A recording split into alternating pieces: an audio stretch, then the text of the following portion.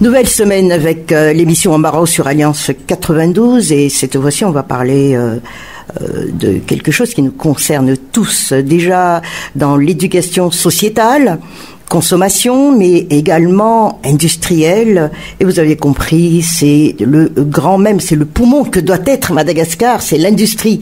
Et c'est pas ça qui manque à Madagascar, mais bien que il y a toujours des mais quelque part, mais on sera plus éclairé à travers la présence ici, comme invité, le président du CIM, ou syndicat des industries de Madagascar, monsieur Tinarasaman. Bonjour à vous. Oui, bonjour madame Prisca Koutmalan.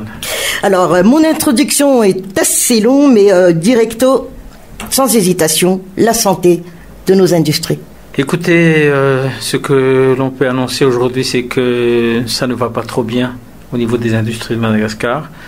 Nous contribuons actuellement à maximum 15% du PIB national, ce qui est, disons, inadmissible vu que nous avons toutes les matières premières disponibles sur Madagascar et que le taux devrait avoisiner minimum dans les 60% du PIB, la contribution de l'industrie à Madagascar. Deuxième chose, avec le problème de l'énergie actuellement, nous souffrons énormément. Parce qu'on ne peut pas travailler convenablement, nous faisons face à ce problème de délestage et l'organisation aussi en souffre parce que même le programme de délestage n'est pas suivi. Donc tout cela, nous sommes vraiment dans une situation, disons, un peu déplorable. Madagascar a été un pays industrialisé dans les années 60-70 et après plus rien. Beaucoup de nos industries ont disparu et là nous survivons actuellement. Nous essayons d'y faire face, nous essayons de travailler avec l'État, nous essayons aussi de promouvoir les jeunes pour qu'il puisse y avoir une nouvelle génération qui arrive, disons, sur le marché de l'économie nationale. C'est lourd tout cela. Mais est-ce que, quand même, mis à part l'électricité, on va y revenir sans doute, mais même nos matières premières, on fait appel à l'extérieur. Mais et vous venez de dire qu'on a tout ici au pays, alors qu'il y a des matières premières, nos pièces et tout cela, qu'on importe quand même de l'extérieur. Est-ce que ça ne touche pas quand même aussi? Ces derniers temps, je n'arrête pas de dire, l'État, donnez-nous les routes, donnez-nous l'énergie et nous nous chargeons du reste. Parce que le grand problème actuellement, c'est l'état de nos routes, alors que nous avons 8 millions d'hectares où nous pouvons effectivement planter, cultiver pour avoir toutes les matières premières nécessaires à Madagascar. Comme vous venez de le dire tout à l'heure, au niveau de la filière savon à Madagascar, nous sommes obligés d'importer de l'huile de palme pour fabriquer les savons, alors que nous avons la côte Est où le palmier à huile peut vraiment pousser comme on veut. Donc ça c'est entre autres une des aberrations que nous constatons actuellement. À part cela, nous avons les matières premières comme par exemple la vanille, le chocolat, qui partent à l'extérieur et qui reviennent une fois transformés et qui nous coûtent encore plus cher, alors que la valeur ajoutée, Madagascar devait en bénéficier, mais alors là, sans limite. Alors tout cela font que, effectivement, actuellement, nous nous battons pour que nous puissions vraiment avoir un peu ce développement industriel que Madagascar mérite. Et à cet effet-là, je pense que l'État a sa part de responsabilité là-dessus, mais aussi le secteur privé a aussi, disons, cette innovation, ce combat qu'il doit mener. Voilà. Mais on parle aussi de fuite d'usines ici à Madagascar. Je parlerai... Si ailleurs on parle de fuite de cerveau, on peut parler aussi de fuite d'usine. Non, fuite d'usine pour moi n'est pas un problème si ce sont les Malgaches, détenteurs donc de ces richesses-là qui partent s'exporter ailleurs. Malheureusement, le problème c'est que disons l'investissement direct étranger qui peuvent se mettre à Madagascar vont ailleurs. Et c'est ça qui est un peu malheureux. Moi, je pense que l'exportation est une très bonne chose pour Madagascar, même pour les industriels, même pour le secteur privé. Si on arrive à aller à l'exportation, ça veut dire que si nous pouvons investir à l'étranger, pourquoi pas? Mais pour le moment, la priorité se trouve d'abord à Madagascar. Nous avons le marché national, le marché local qui est là. Une fois que nous pouvons satisfaire à ce marché local, il est vivement souhaité d'aller à l'exportation. Nous faisons partie de la COI, de la SADC, de la COMESA. Mais est-ce qu'on les exploite réellement? On n'exploite pas du tout, on subit. Et c'est là notre peur. Nous devons ratifier la ZLCAF et signer la ZLCAF prochainement, mais est-ce que les industriels malgaches sont prêts à affronter la concurrence extérieure? Je ne pense pas. Et c'est pour ça que nous nous battons pour dire, renforçons le secteur industriel malgache avant de pouvoir affronter ces marchés-là. Parce que l'Afrique, par exemple, c'est un grand marché, l'Afrique. Et il se peut que si nous ayons suffisamment de force au niveau du coût marginal ou du coût de revient de nos produits, nous pouvons attaquer sans problème, étant donné que nous avons toutes les matières premières ici à Madagascar, nous avons la main-d'œuvre qui est là, et vous avez parlé de cerveau tout à l'heure, on a des gens qui sont qualifiés à Madagascar pour faire tout ce qu'on veut. Maintenant, à nous vraiment de se dire quelles sont les priorités à Madagascar et comment faire pour que tout ce puzzle s'assemble pour que nous puissions maintenant arriver à une industrialisation. Pays développé signifie pays industrialisé. Maintenant, à nous d'y aller si on veut vraiment que Madagascar avance. Oui, alors vous avez souvent cité, Monsieur le Président, l'État. À se demander si le 3P existe réellement. Le 3P peut exister, mais je pense que ce qui est important aujourd'hui, c'est que l'État se dit, voilà notre responsabilité dans un premier temps. Je viens de parler et je n'arrêterai pas de le marteler, faites nos routes. On ne voit pas pourquoi l'État n'arrive pas à construire les routes, à réhabiliter les routes, suivant les normes. Parce que je pense que si les routes sont faites, les gens qui sont en exode rural peuvent revenir, planter, ça peut donner des matières premières à engranger pour l'industrie locale. 2, l'insécurité va baisser, le pouvoir d'achat va augmenter. Donc, c'est un peu le démarrage du moteur économique qui peut tout faire pour que Madagascar maintenant puisse se développer comme il faut. Deuxième étape, nous pouvons exporter. C'est-à-dire que nous sommes en retard de combien d'années là ? Je ne peux pas vous le dire par rapport à ce qu'on a entendu qu'il par nous faut rapport aux objectifs tant souhaités par les industriels. Par rapport à ce qu'on a dit qu'il nous faudrait 70 ans pour que Madagascar retrouve le niveau de du Rwanda. Moi, je pense que... Mais est-ce qu'on est obligé de se référer à... Non, justement non, mais il nous faut de la volonté. Il nous faut cette volonté politique et cette stratégie pour dire allons de l'avant, soyons beaucoup plus perspicaces, rigoureux dans la gestion des choses et mettre en place une stratégie efficace et efficiente. Pour nous, tout simplement, les industriels, nous avons dit, mettez les routes. Les routes, c'est vraiment ce qui est primordial actuellement. À part ça, l'énergie, bien entendu. L'État peut aussi fournir l'énergie, mais si l'État dit, on se concentre sur la route, même l'énergie, le secteur privé peut le faire. Mais il suffit de cette volonté politique pour nous, pour que Madagascar puisse aller dans ce sens. À se demander si nos lois sont trop fragiles ou... c'est même pas une question de loi, c'est une question de volonté. Parce qu'on signe beaucoup de partenariats. Pour moi, tout simplement, si l'État dit nous allons nous concentrer sur la construction des routes. Maintenant, à voir qui sont les bailleurs qui peuvent suivre l'État. Mais imaginez un peu, allons rêver. Si l'État dit on se concentre sur la construction des routes, je pense que ça peut régler énormément de problèmes. Parce que déjà, je pense que les matières premières, on les a. La circulation des biens et des personnes peuvent se faire sans problème. Et là-dessus, tout va se remettre en route. Ça peut être simple quand on le dit comme ça, mais je pense que c'est la seule solution pour le moment pour que nous puissions aller. Les cadrages réglementaires, c'est une chose, on peut le faire. Mais pour le moment, on règle beaucoup de choses en mettant en place les lois, etc. Mais tant qu'on n'a pas les matières, on tourne un peu dans le vide. Et une pompe, quand il tourne à vide, elle va mourir rapidement. Mais pour nous, tout simplement, priorisons les choses. Je pense que si on va dans n'importe quel pays du monde qui se dit développé, ce qu'on constate, c'est que l'état des routes, c'est là qui font que tout circule. Pour le moment, nous sommes ici. Pour faire Tanatamata, il nous faut maintenant... Les camions font plus de 20 heures. C'est inadmissible pour 350 km. Que ce soit dans le sens importation que le sens exportation, ça nous plombe dans les coûts. Le problème de la Jirama, de l'énergie, on sait que la Jirama ne peut pas aller plus loin que ça. Parce que déjà, 1, la puissance n'est pas suffisante. 2, ils vont à perte. Elle n'est pas prête pour un nombre de populations comme telle aussi. C'est vrai que lors de la dernière dialogue public-privé, on s'est dit, privilégions l'autoproduction. Mais cette autoproduction, est-ce qu'il y a des investisseurs qui sont prêts à venir pour fournir de l'électricité à nos entreprises? À quel coût? Parce qu'il y va de la compétitivité. Parce que le coût, il va où il va dans le coût de revient. Le coût de revient signifie prix de vente après. Mais est-ce que le pouvoir d'achat va pouvoir suivre? Problème de production également quand il y a des délestages. Il y a certaines industries qui sont obligées de redémarrer leurs machines et de redémarrer le processus de production comme après si la on était coupure. au temps du Covid. Ben voilà. Et donc le problème, c'est que là, nos coûts commencent toujours à être de plus en plus hauts et on n'arrive pas à vendre. Et là où on a peur, c'est que effectivement, si on ne peut plus produire à des prix et à des coûts raisonnables, le pouvoir d'achat ne suivra pas. Donc tout cela, c'est lié. Maintenant, comment faire?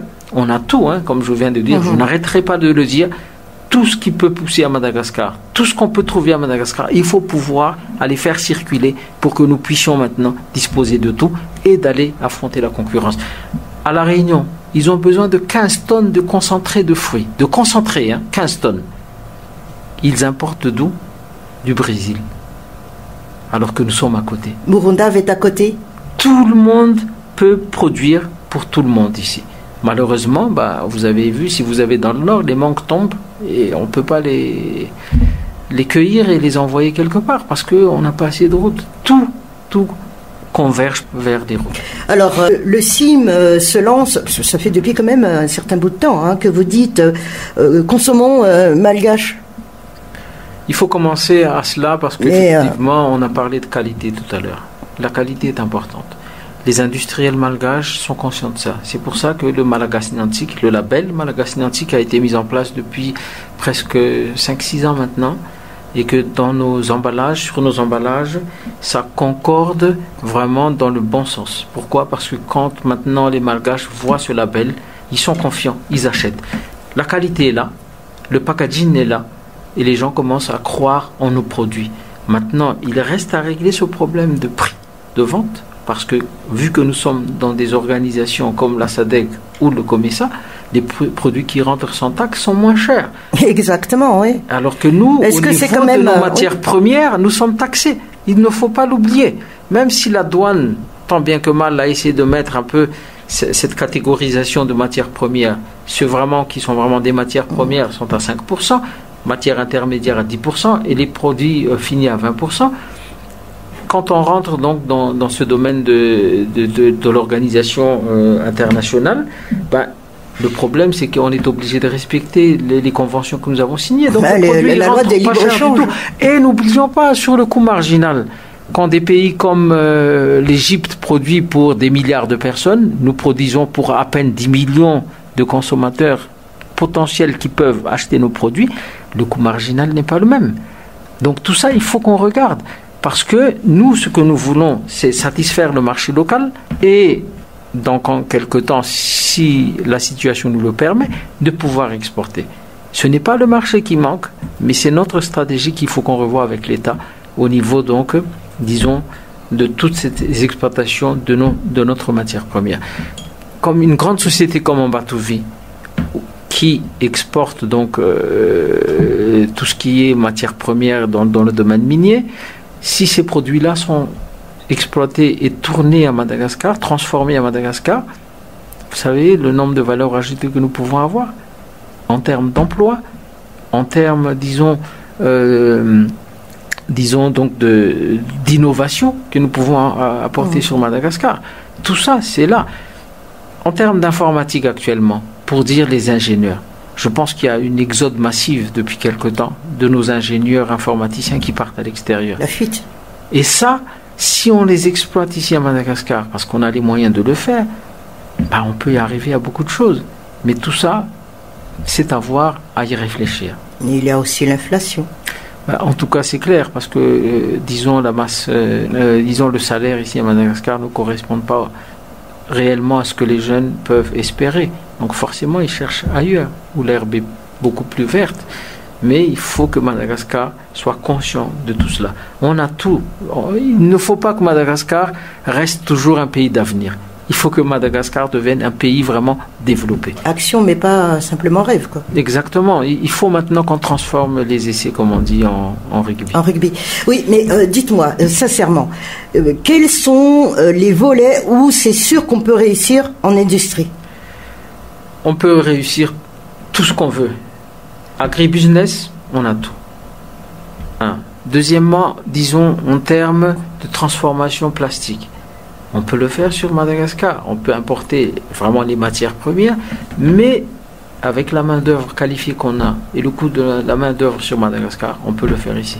Mais pour nous, une des grandes, disons, un grand défi et l'objectif, c'est de dire mettons l'agribusiness en avant de tout. C'est là où on peut réussir. Déjà pour nous. Pour nous. Mais, pour commencer. Mais effectivement, mais il y a beaucoup d'opportunités qui se présentent. Quand j'ai dit tout à l'heure, l'Afrique est un grand marché, un très grand marché. Et c'est là à nous vraiment d'attaquer. Le problème de la vanille, on sait qu'est-ce qui s'est passé. Mais tout ça, ça peut se régler si sur place. Mais est-ce qu'on ne protège pas aussi nos produits? C'est ça aussi peut-être, hein? En signant les conventions, nous n'avons pas trop de latitude parce que nous avons quand même signé pas mal de conventions avec l'OMC et là-dessus, on ne peut pas toujours protéger. Et c'est pour ça que j'ai dit, est-ce qu'on signe pour signer parce qu'on aura des subventions sans se rendre compte dans 5 ans, 4 ans, qu'est-ce qui va se passer? Il faudrait qu'on réfléchisse, je pense, par rapport à une vraie stratégie et par rapport à ce que l'on veut mettre. Quelles sont les priorités pour Madagascar actuellement? Parce que je pense que si les gens, quand ils ont signé ces accords-là, quand ils ont regardé, il y avait sûrement des mesures d'accompagnement qui auraient dû être faites. Mais ces mesures-là, est-ce qu'on les a appliquées? Est-ce que vraiment on s'en est soucié?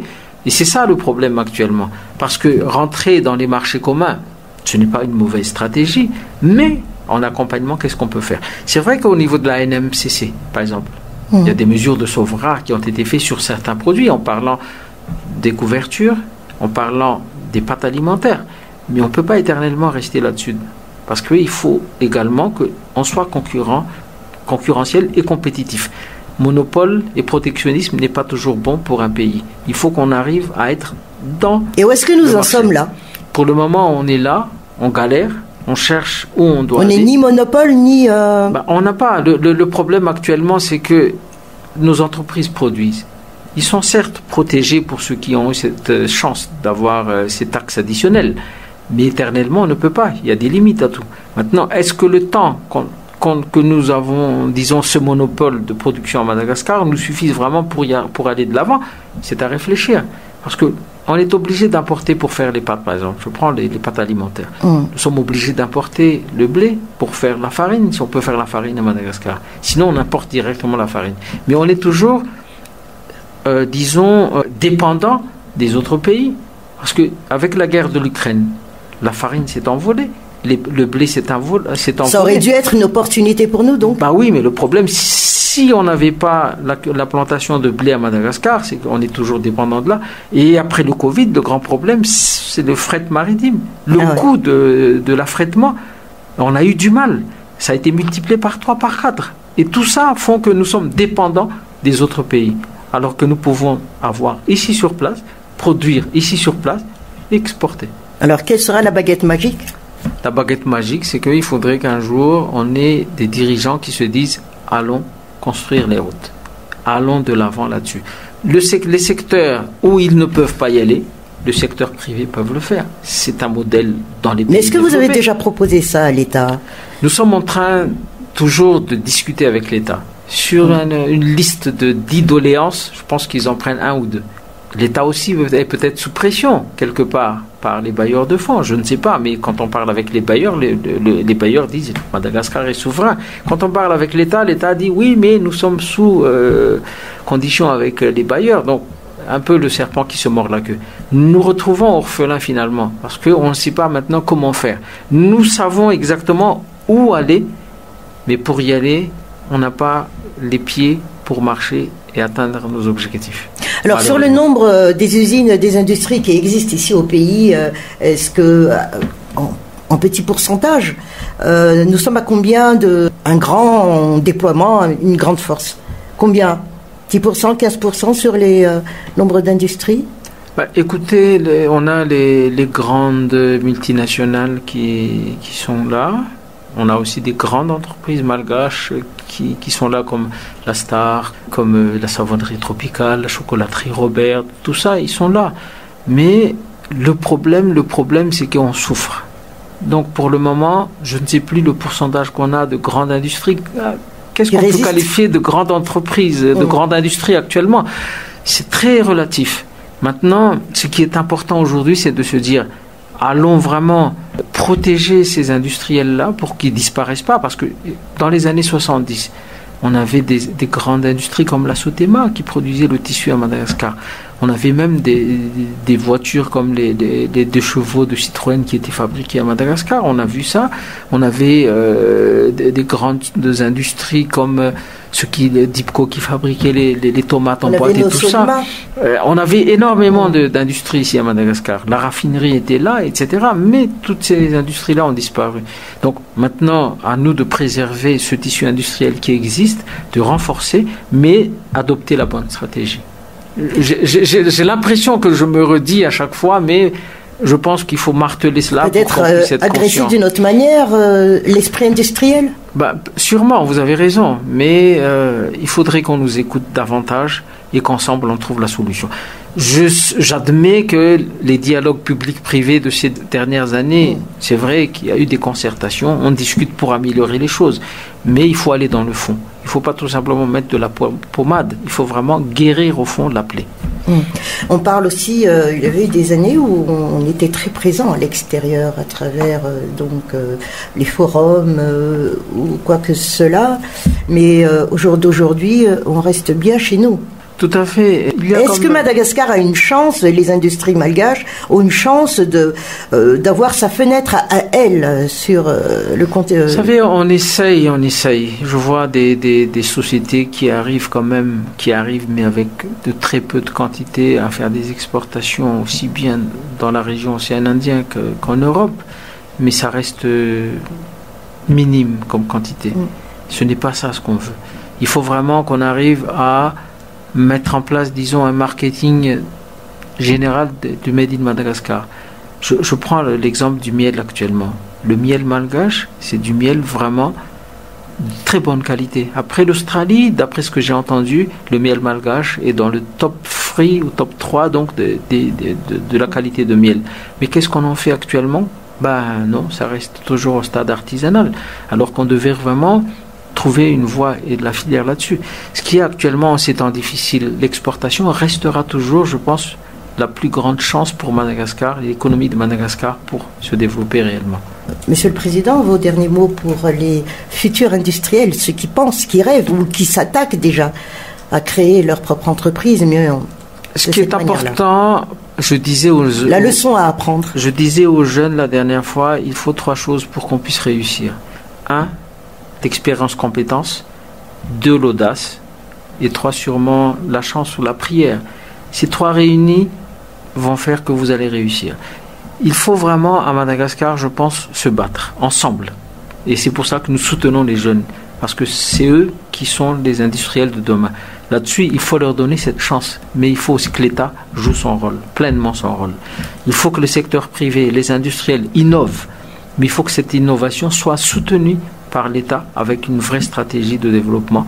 Et pour moi, je ne vois qu'une seule chose, construire les routes. C'était votre embarras, Monsieur le Président du syndicat des industries de Madagascar, Monsieur Tina Rassamana. Merci à vous. Merci Madame Priska Koutmalade.